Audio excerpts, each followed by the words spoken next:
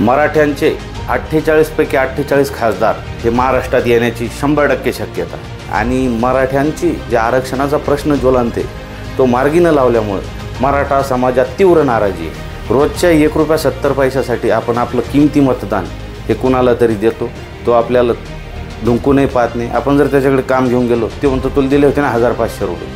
आमचं तर म्हणणं आहे अगोदर आरक्षण मग इलेक्शन।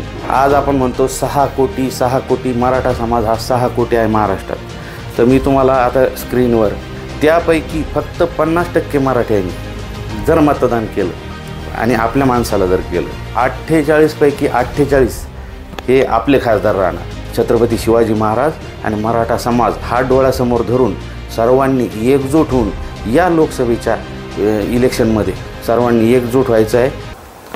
सर्व समाज बांधवांना जय जिजाऊ, जय शिवराय। मी सचिन हवळे पाटील। मराठ्यांचे 48 पैकी 48 खासदार हे महाराष्ट्रात येण्याची 100% शक्यता आहे। सध्या लोकसभा निवडणुकीचे हे वेध लागलेले आहे सर्व खासदारांना आणि सर्वच्या सर्व हे मराठ्यांची येऊ शकतात। जसं लग्नाच्या वेळेस मुलगा मुलगी पाहण्याचे काम चालू असते, तसे सध्या लोकसभा निवडणुकीसाठी उमेदवार शोधण्याचं काम चालू आहे। जसं स्थळ बघितलं जातं तसं उमेदवार बघतोय आणि काही स्थळ एकच स्थळ बघून लग्न करून घेतात आणि काही 100 स्थळं बघतात तरी त्यांचं लग्न होत नाही आणि ते कुवारेच राहतात। तसं काही उमेदवारांचं असं आहे की काही पहिल्या झटक्यात पास होतील, काही 100 झटक्यातही पास होणार नाही। मग आता सध्या उमेदवार बघतायत आणि मराठ्यांची जे आरक्षणाचा प्रश्न ज्वलंत आहे तो मार्गी न लावल्यामुळे मराठा समाजात तीव्र नाराजी आहे। आता लग्नाचंच बघू आपण की उमेदवार पास झाला म्हणजे इकडं आपल्याकडं सुपारी फुटल्यासारखं असतं। मग कुंकू टिळा होतो, मग त्याच्या मागे त्याचा जो पक्षश्रेष्ठी आहे किंवा पुढारी आहे तो त्याच्या पाठीशी उभा राहतो। मग हळद लागते म्हणजे आचारसंहिता। मग याच्या त्याच्या घरी गडगनेर, आता गडगनेर काही लोकांना कळणार नाही पण लग्नाच्या अगोदर शेवायचा भात खाण्यासाठी जातात, तसे उमेदवार याच्या त्याच्या घरी पाया पडायला जातो। मग नवरदेव नवरीच्या मागे मामा उभं करतात, तसं या उमेदवाराच्या पाठीमागं त्याचा कोणीतरी राजकीय प्रतिनिधी, त्याचा नेता तो त्याच्या मागे उभा राहतो आणि मग सर्व मग बोहल्यावर चढल्यानंतर मग अक्षदा टाकायचा वेळ आली लग्न घटिक समीप नवरा, तसा प्रचार चालू होतो आणि प्रचार चालू झाला, आमिष दिल्या जातात आणि मग वाजंत्री बहु गलबलान करणे मतदान होतं। मग वाजंत्री बहु गलबलान करणे म्हणतात, मग सर्वजण अक्षता फेकतात। तसे निवडणुकांचा रिझल्ट लागतो आणि राजकीय कार्यकर्ते हे गुलाल बँड ढोल ताशे वाजवत हे करतात। आता हे सांगायचं तात्पर्य हे लग्न जुळल्यासारखंच आहे। मराठ्यांना जसं गृहीत धरलं जातं आहे तसं आता 10 पक्ष झालेले आहेत या महाराष्ट्रात। अशी परिस्थिती आहे, 2 राष्ट्रवादी, 2 सेना, 1 भाजप, 1 काँग्रेस, 1 मनसे, 1 MIM, 1 वंचित, असे 10 पक्ष झालेले। कुणाला अपक्ष राहायचं काम नाही। आता लग्न जमवायच्या वेळेस कसं असतं की लग्न जमवणारे जे आहेत त्यांना फार मान असतो, तसं आज तुम्हाला फार मान दिला जाईल आणि लग्न जेव्हा होतं तेव्हा जे त्यांचा संसार थाटून मोकळे होतात आणि तुम्ही लग्न जमवणाऱ्यांना कोणी विचारत नाही। लग्न जमवणारे म्हणजे मतदारांना ₹1500 आमिष दिलं जातं। अगोदर 500 होते, आता 1000ही देतील। तर ₹1000 जर धरले 5 वर्षाला तर महिन्याला झाले ₹200, वर्षाला झाले ₹200, महिन्याला झाले ₹17 आणि दिवसाला झाली ₹1.70। रोजच्या ₹1.70 आपण आपलं किमती मतदान हे कुणाला तरी देतो, तो आपल्याला ढुंकूनही पाहत नाही। आपण जर त्याच्याकडे काम घेऊन गेलो ते म्हणतो तुला दिले होते ना ₹1500। तर ही म्हणजे लाचारी बंद करा। आता योग्य उमेदवार हा खासदारकीला गेला पाहिजे, तिथं तो आपला नौकर म्हणून जात असतो, आपण त्याचे मालक आहे। आपण त्याला लोकप्रतिनिधी आपल्या भावना मांडण्यासाठी तिथं पाठवतो. आणि तुम्ही 1000-500 रुपये घेऊन तुम्ही त्याचे लाचार होऊ नका. आज मराठा आरक्षणाचा प्रश्न ज्वलंत आहे, धनगर आरक्षण, मुस्लिम आरक्षण, आणि मराठा आरक्षणाला तर 10% आरक्षण हे देऊ केलं सरकारने. ते टिकल नाही टिकल, समाजामध्ये संभ्रम आहे. त्यामुळं सर्व मराठा समाजातले नागरिक हे खासदारकीचा फॉर्म भरणार आहे. जरांगे पाटलाचं आंदोलन अजूनही चालू आहे. तर मराठ्यांचा प्रश्न ऐरणीवर असताना तुम्ही निवडणुका घेताय.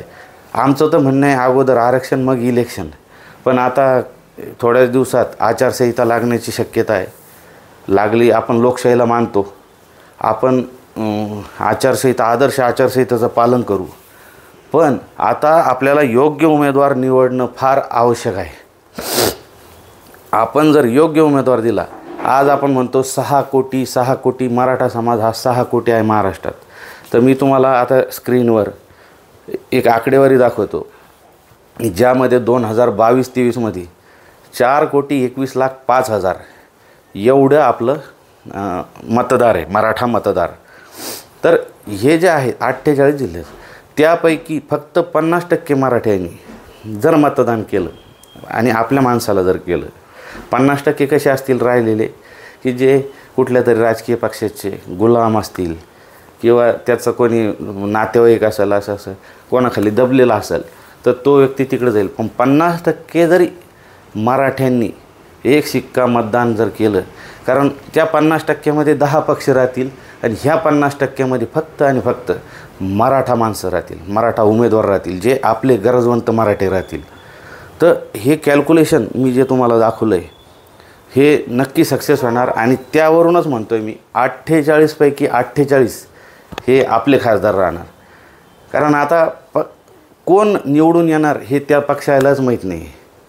कारण हे जे पक्ष विभागले गेले, इतके पक्ष झाले. अगोदर असं होतं की 2-3 पक्ष हे महत्त्वाचे होते आणि 7-8 पक्ष हे अपक्ष उभे राहून हे होते.